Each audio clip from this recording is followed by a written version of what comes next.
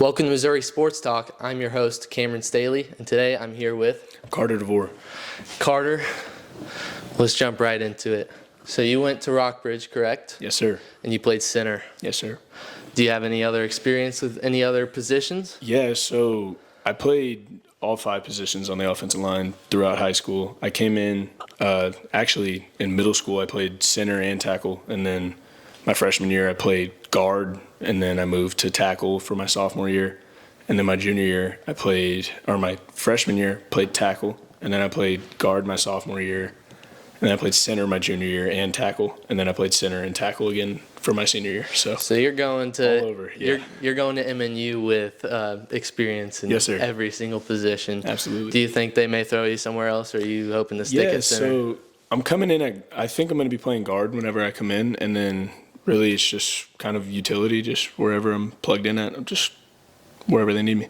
Awesome. So all 4 years at Rockbridge, correct? Yes, sir. Where did you assume a starting role? So I had a crazy journey compared to other people. I mean, my first year was the COVID year of 2020 was my freshman year. So we knew we were going to have a weird 4 years. It was going to be different than the normal 4 years. So Right.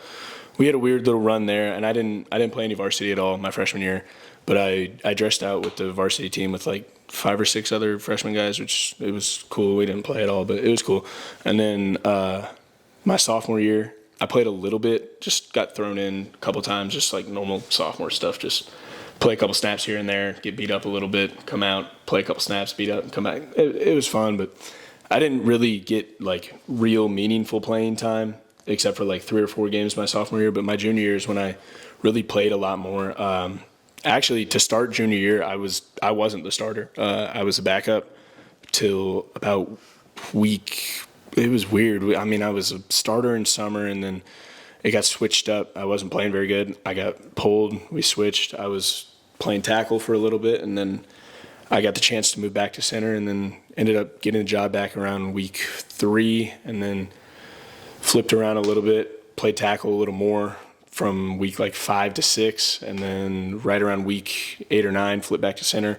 Center ended up getting hurt week 9, and then took it over through the rest of the playoffs, and then played center all year this year. So it was a weird journey. But even this year, at my senior year, I started as a starter, and then I didn't play very good, truthfully, in 2 games, and I got pulled, sat out a game, had to sit there and watch, and came back, got my spot back, and just went to work, got my job back.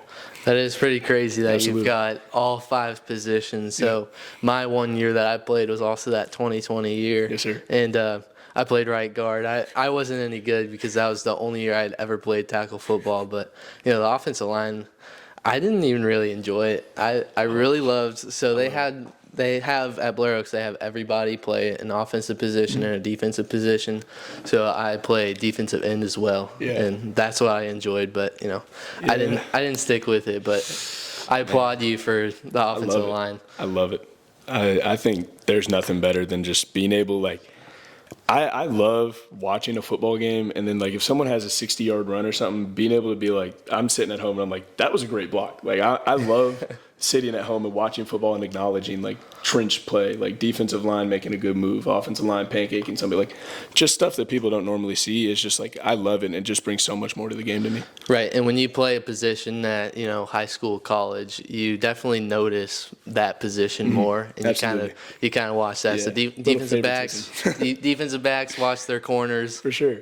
And I mean, it's also, not only is it like entertaining, and it's a great way to learn. That's how I learned a lot and improved a lot, is just like being on YouTube and watching offensive line and watching Sundays and Saturdays and just seeing guys who are older than me and way more experience and just things that they've done and things that they do in their game, and adding it to mine, definitely. Right. So your senior year, you all went 9-3 with a district championship. Yes, sir. How was that? Did you enjoy this season? Yeah. It was a crazy year for sure. It was great to play. So we have a group of guys, like 5 or 6 of us, who have played from kindergarten, like flag football, through senior year, never missed a year, played together. So it was our last year, like, with that group, and we all kind of acknowledged that it was, but it didn't really hit us till like it was over, and we're all like, man, that was great. Like, what a run, for real. But it was awesome to be able to win that district title. It was the first one we've won in 10 years at Rockbridge.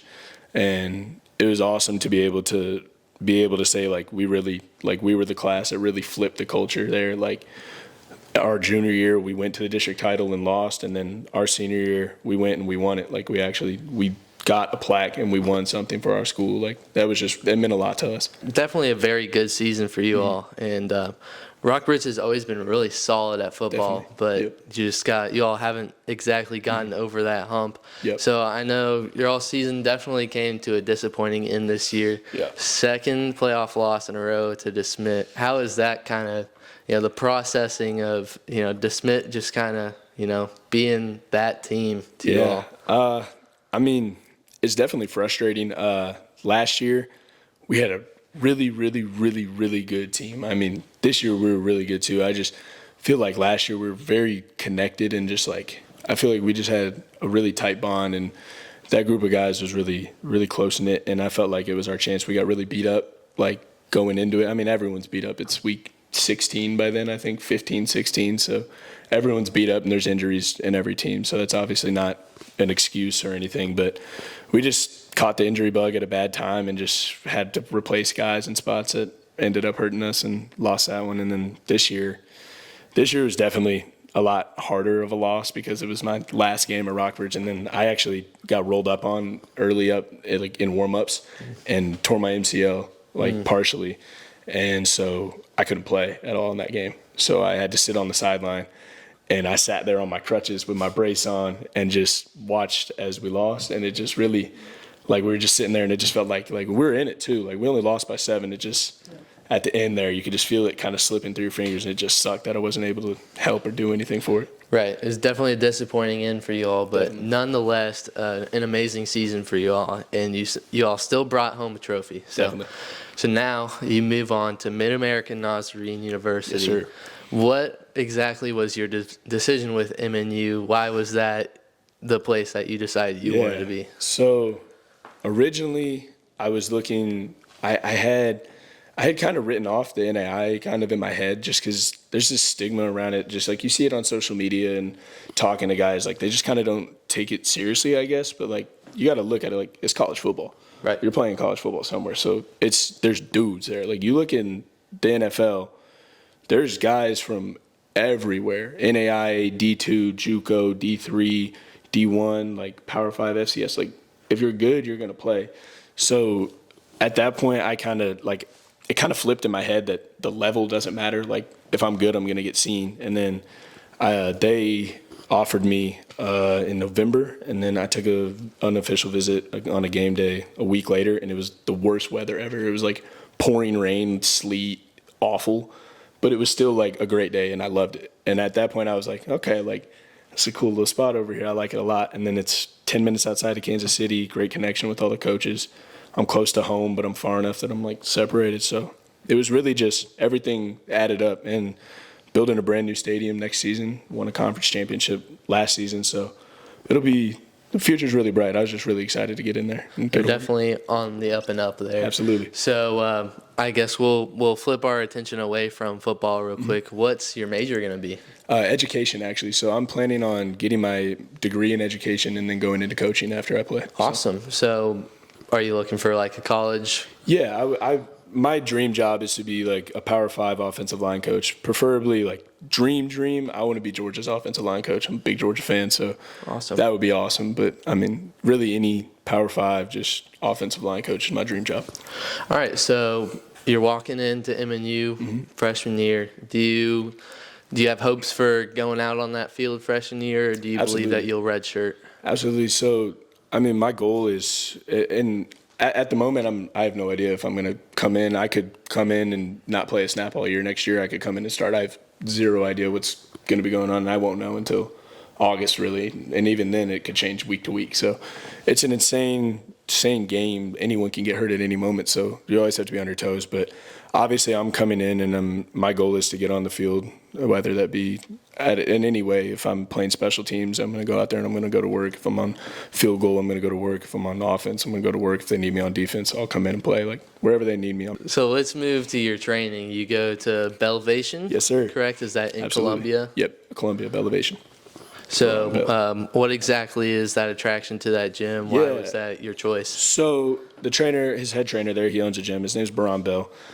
He worked at a gym in Columbia, and I worked out with him for a long time. And then he branched off and made his own gym and went like independent with it. And I went with him. A couple other guys went with him. We just had a trust in him that we were going to be able to build something out of it. And the old Laser Lanes building is where it started out. He was just renting it, and we had a basketball court and stuff. It was pretty fun. But we were all just kind of like, it was a little gym we were lifting, and then they tore that down. We moved into a basement downtown, like a basement of a building.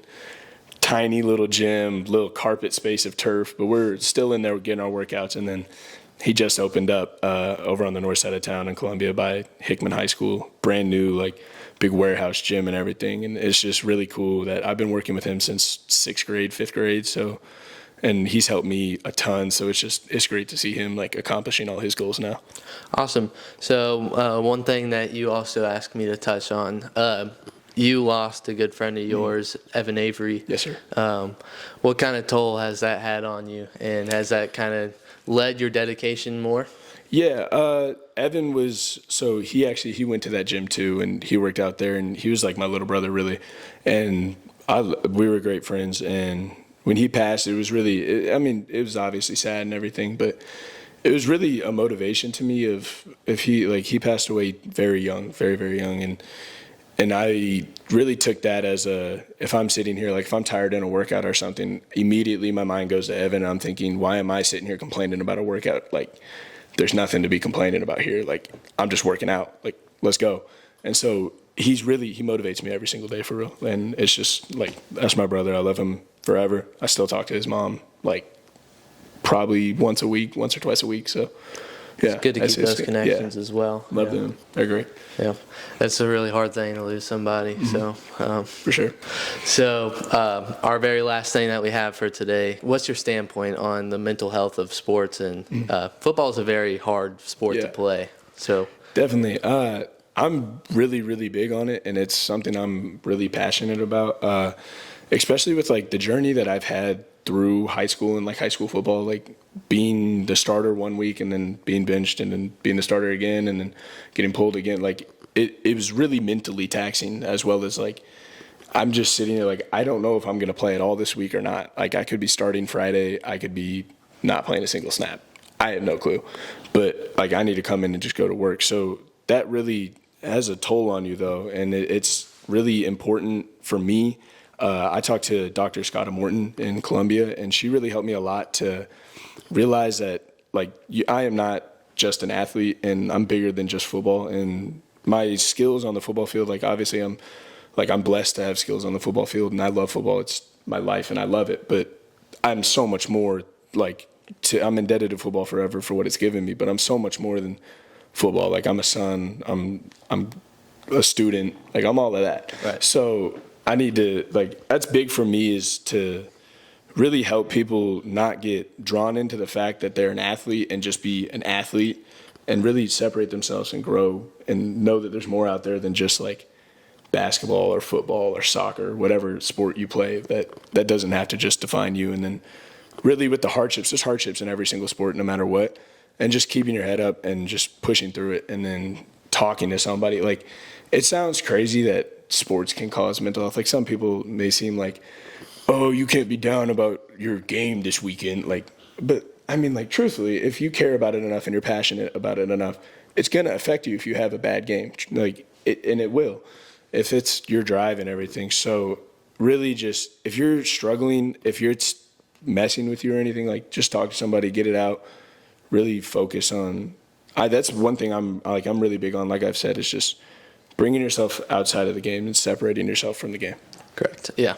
So once again, I'd like to thank you for coming on. For sure. Thank you for having me. Yeah. So anybody else, of course, if anybody would love to do an interview, here's the email right above us. Sir. And the DMs. I'll have to have you on at some point again here in the coming Absolutely. years. Maybe once you develop further in MNU, or if you do transfer to a higher level, I'll definitely for sure have to have you on at least your senior year. Yes, sir. So once again, thank you for coming on the show. Yes, sir. Thank you for having me. Yep. So this has been Missouri Sports Talk, everybody. Thank you all for tuning in.